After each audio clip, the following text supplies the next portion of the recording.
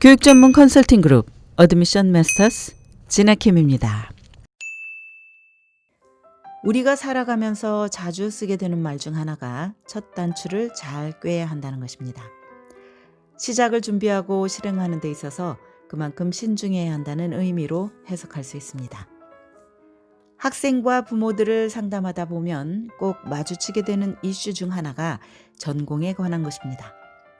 요즘 워낙 스템이 대세라서 학생들의 희망 전공을 물어보면 절반 이상이 이 분야들에 연관된 것들이지만 자신이 무엇을 전공해야 할지 마음의 결정을 내리지 못하거나 아예 자신이 어떤 분야에 관심과 재능이 있는지조차 모르는 경우도 적지 않습니다. 저는 이런 학생들이 문제를 가지고 있다고는 절대 보지 않습니다. 이유는 간단합니다. 이제 고작 17년 내지 18년 정도 살아온 아이들에게 인생의 긴 시간을 함께 할 수 있는 전공을 반드시 결정해야 한다고 강요하거나 어떤 특정한 것이 좋다고 주장할 수 없기 때문입니다. 그리고 설령 자신의 희망 전공은 이것이라고 당당히 얘기한다고 해도 막상 대학에 진학해서 다양한 교양 과목과 과외활동, 교수 및 선배들과의 대화를 통해 새로운 것에 흥미를 가질 가능성이 얼마든지 존재하고 있다는 사실을 간과해서는 안 됩니다.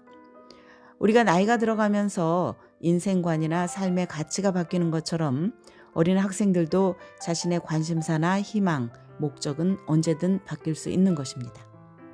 때문에 자신이 대학에서 어떤 전공을 선택할 것인지에 대한 결정을 내리지 못한 학생이나 학부모들과의 상담에서는 저 역시 더욱 신중해질 수밖에 없습니다.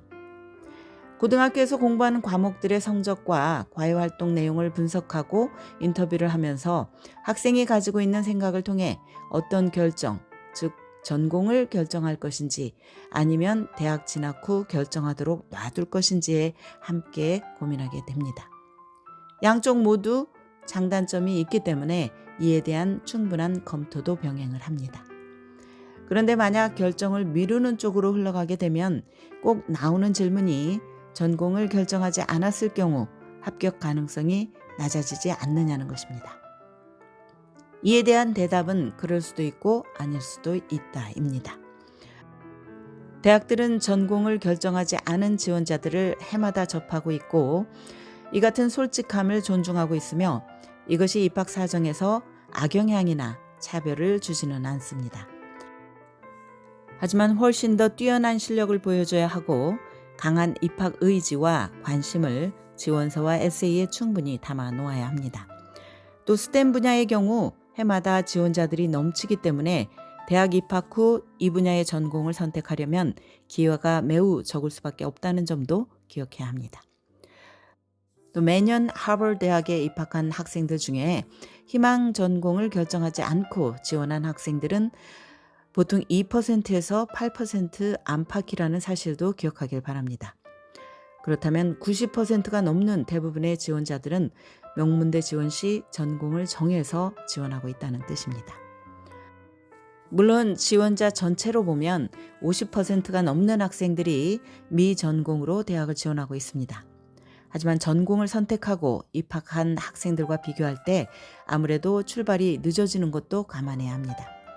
때문에 전공을 결정하지 않고 지원할 계획이라면 자신이 지원할 대학에 대한 충분한 리서치, 즉 올바른 전공을 결정할 수 있도록 지원해주고 희망 전공을 공부할 수 있는 기회가 주어질 수 있는 대학을 선택해야 함은 물론입니다. 특히 명심해야 할 점은 졸업입니다.